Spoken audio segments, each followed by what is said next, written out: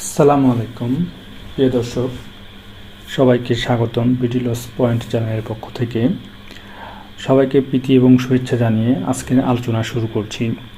আজকে আমরা গৃহ সম্পত্তি খাতে আয় হতে কিছু সংক্ষিপ্ত প্রশ্ন আলোচনা করব। তো চলুন সবাই মেইন আলোচনায় চলে যাই।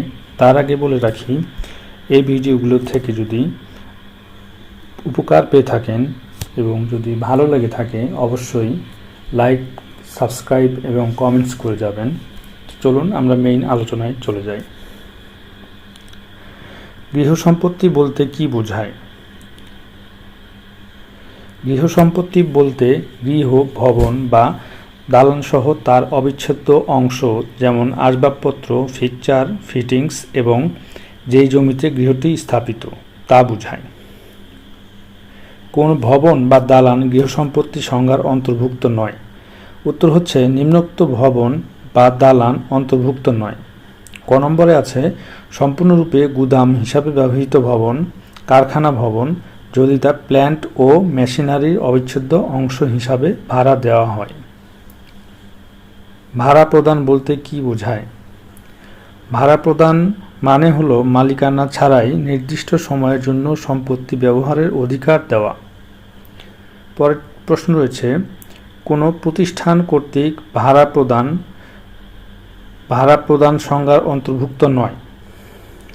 উত্তর হচ্ছে তফসিলি ব্যাংক, বিনিয়োগ ব্যাংক, উন্নয়নমূলক ফাইন্যান্স কোম্পানি, মুদারাবা বা লিজিং কোম্পানি কর্তৃক ভাড়া প্রদানে সংজ্ঞার অন্তর্ভুক্ত নয়। সম্পত্তি বলতে কি বোঝায়? সম্পত্তি বলতে গৃহ সম্পত্তি, জমি, আসবাবপত্র, ফিকচার, কারখানা ভবন, ব্যবসায় আঙ্গিনা, যন্ত্রপাতি, ব্যক্তিগত যানবাহন ও অন্যান্য মূলধনী প্রকৃতির ভৌত সম্পদ বোঝায়, যেগুলো ভাড়া দেওয়া যায়। পরের প্রশ্ন হচ্ছে ভাড়া হইতে আয় নির্ধারণের পদ্ধতি কি? ভাড়ার মোট মূল্যের সাথে অধ্যায়ে বর্ণিত অনুমোদনযোগ্য খরচ বাদ দিলে অবশিষ্ট অংশই ভাড়া হইতে আয় হিসেবে গণ্য হইবে।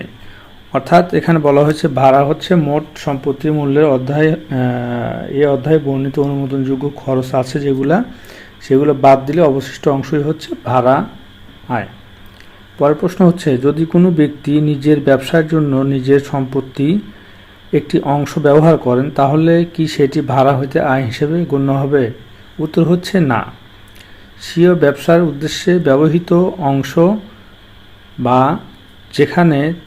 যেখান থেকে ব্যবসায়িক আয় হয় তার জন্য এই ধারা প্রযোজ্য নয়। কোন ধরনের ভাড়া হইতে আয় হিসেবে গণ্য হবে না? হোস্টেল, হোটেল, মোটেল বা রিসোর্ট ভাড়া আয় এই খাতের আওতায় পড়বে না। প্রশ্ন, হোস্টেল, হোটেল, মোটেল বা রিসোর্ট ব্যতীত অন্যান্য যে কোনো সম্পত্তি ভাড়া থেকে আয় কিভাবে গণ্য করা হবে? উত্তর হচ্ছে সেই আয়কে ভাড়া হইতে আয় খাতের অধীনে গণ্য করতে হবে, ভাড়ার প্রকৃতি বা ব্যবসার ধরন যাই হোক না কেন। পরের প্রশ্ন হচ্ছে, গৃহ সম্পত্তির ঝুঁকির বিরুদ্ধে বীমা করা হলে কোন খরচ বিয়োজনযোগ্য? বীমার জন্য পরিশোধিত প্রিমিয়াম বিয়োজন খরচ। পরের প্রশ্ন হচ্ছে, গৃহ সম্পত্তি অর্জন বা নির্মাণের জন্য ব্যাংক ঋণের উপর দেওয়া সুদ কি বিয়োজনযোগ্য? উত্তর হচ্ছে হ্যাঁ। ব্যাংক বা ফাইন্যান্স কোম্পানির ক্ষেত্রে নেওয়া মূলধনী ঋণের উপর পরিশোধিত সুদ বা মুনাফা বিয়োজনযোগ্য। পরের প্রশ্ন হচ্ছে, গৃহ সম্পত্তির উপর পরিশোধিত কোন খরচগুলো বিয়োজনযোগ্য?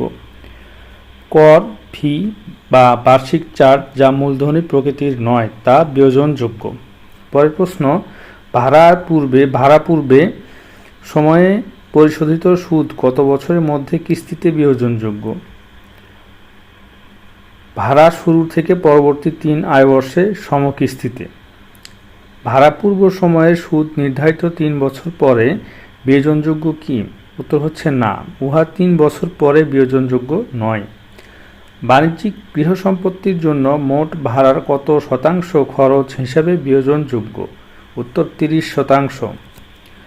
অবাণিজ্যিক গৃহ সম্পত্তির জন্য মোট ভাড়ার কত শতাংশ খরচ বিয়োজনযোগ্য? উত্তর 25%। যদি গৃহ সম্পত্তির একটি অংশ ভাড়া দেওয়া হয় তবে কিভাবে খরচ বিয়োজনযোগ্য হবে? ভাড়াকৃত অংশের অনুপাতে খরচ অনুমোদনযোগ্য হবে। গৃহ সম্পত্তির আয় বর্ষের আংশিক সময় ভাড়া থাকলে বিয়োজন কিভাবে গণনা হবে? ভাড়াকালীন সময় অনুপাতে খরচ অনুমোদনযোগ্য হবে। এরপর রয়েছে